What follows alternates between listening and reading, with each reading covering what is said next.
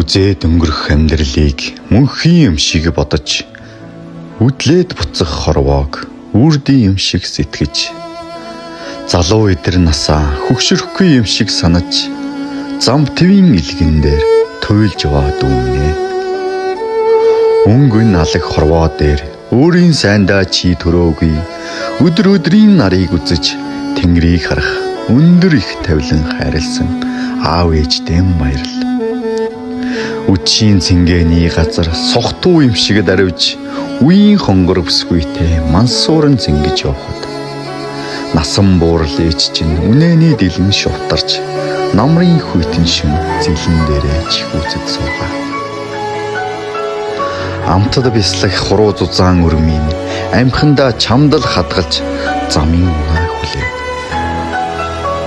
Үр авлага нэхэхгүй ихийн сэтгэлийг хүүхнүүд урлахгүй. Үйл болохоос өртөж ээждээ нэг очоорой. Игэмний чинь яс хугарахад аавын тань цээж өвдөж, эдгэртэл нь адилхан шарахтай явдаг шүү. Ширхэхээр цайсан өснө, чамай хүлээсэн хоногуудын тоо. Шин заснаас өртөж аавдаа нэг очоо. Өвлийн шүн талд яваа аавыгаа үгүй санаарай. Өөрөө чи дулаан хүнжилдөө хэвтэж буйдаа гимшээ. 100 олон хоног хөдөлж олон хураасан бүхнээ. Зарж үрж бөөнөөр нь чамд л харамгүй илгээх юм.